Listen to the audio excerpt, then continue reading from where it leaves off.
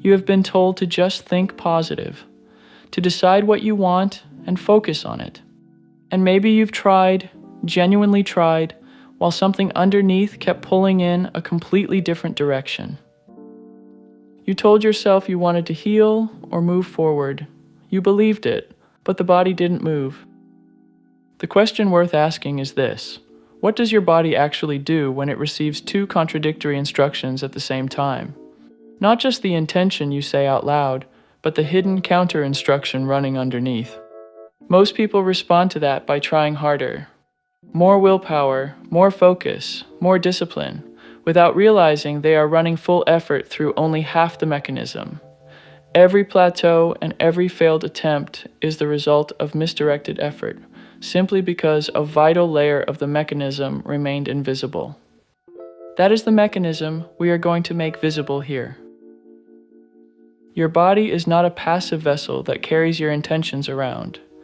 It is an active, responsive system, and it takes instructions. The question is, whose instructions? From where? The standard answer is, your brain sends signals, your organs respond, your nervous system regulates, your hormones shift. All of this is true, as far as it goes. But it describes the carrier system, not the content, not what the signal actually says. Here's what that actually means when you look at it closely. Your body is not listening to what you decide, or what you intend, or what you say you want. It is listening to what you believe, and not just the belief you're aware of. Every belief you carry, including the ones you have never examined, including the ones that contradict each other. And when those beliefs point in opposite directions, the body doesn't choose one. It tries to serve both. And that is precisely where the trouble begins. Think about what it means to send two commands simultaneously to any system that has to execute one thing at a time. Picture an orchestra. One conductor is standing at the front and he's signaling allegro, fast, forward, building. And there's another conductor standing at the back signaling largo, slow, hold, retreat. The musicians are not broken. They're doing exactly what musicians do. They're trying to follow the conductor, but there are two of them, and they're pointing in opposite directions. The result is not silence. It's not chaos either. It's a sound that is pulled in two directions at once, and you can feel that tension in the room. That is what your body sounds like when your beliefs are at cross purposes. The inner self, the layer of you that actually forms and sustains the body, looks to the conscious mind for its assessment of reality. It takes that assessment seriously. It receives your beliefs as instructions. Build the body this way, distribute energy here, activate this function, inhibit that one. It is not a metaphor that your beliefs shape your physical experience. It is a literal description of the mechanism. But the conscious mind does not hold only one belief about most things. It holds clusters of them, and this is where it gets concrete. The beliefs most relevant to a given situation activate together. And when the cluster contains contradictions, the body receives contradictory instructions. Here's a specific example from the source material that makes this precise. A person genuinely wants to express themselves, their creativity, their intelligence, their full capacity. They feel the drive. It's real. But they also carry a deep, equally genuine belief that self-expression is dangerous, that being fully seen invites punishment, that their gifts are somehow threatening to others, or that the gifts themselves will destroy something. Both beliefs are live, both are active, both are sending instructions. The body tries to serve both at once. It starts to move toward expression and then pulls back. It provides energy and then withdraws it. It allows a step forward and manufactures a reason to take 2 steps back. The person is not being sabotaged from outside. They are not being blocked by circumstances. They are generating the obstruction themselves, not because they are broken, not because they are weak, but because the body is doing exactly what it was built to do. It is following the fullest available picture of what is believed to be real and safe and possible. When conflicting instructions run through the body's inner environment over time, the effects are physical. The muscles believe what they are told. The organs believe what they are told. The stomach, the back, the circulatory system. All of it responds to the full content of your belief system, not to the edited version you present to yourself in your better moments. And here is where it gets more specific. There is a difference between the noise of your beliefs and their depth. You can consciously believe with full sincerity that you want to be healthy. You can mean it. You can say it 10 times a day and mean it every time. But if underneath that sincere desire sits an older, heavier belief that illness protects you from something you fear, or that you are fundamentally unworthy of health, or that your body has already been labeled as broken and you have accepted that label, then the body receives both instructions. And the older, heavier belief, the one you've been reinforcing without knowing it, the one that has the weight of your emotional history behind it, carries more signal. Not because the newer intention is false, but because belief is not just what you say. It is what you have fed repeatedly, with attention and emotion and experience. The inner self receives the entire frequency, not just the loudest note.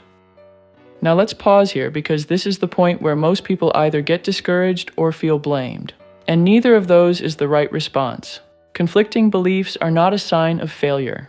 They are a sign of a consciousness complex enough to hold more than one picture of reality at the same time. The fact that you want something is real. The fact that something else in you is afraid of it is also real. Both of those things can coexist, and they do, in almost every person navigating a significant change. The problem is not the conflict. The problem is not knowing that the conflict exists. Because when you don't know about it, you keep putting energy into the surface intention and wondering why nothing moves. You treat the desire as the whole picture when it's only half of it. The other half is operating below your awareness, equally vigorous, equally convinced of its own reality. The body, meanwhile, is receiving both, and it responds to both. This is also why willpower, by itself, tends to be unreliable over time. Willpower works at the level of the surface intention, the part you're consciously controlling.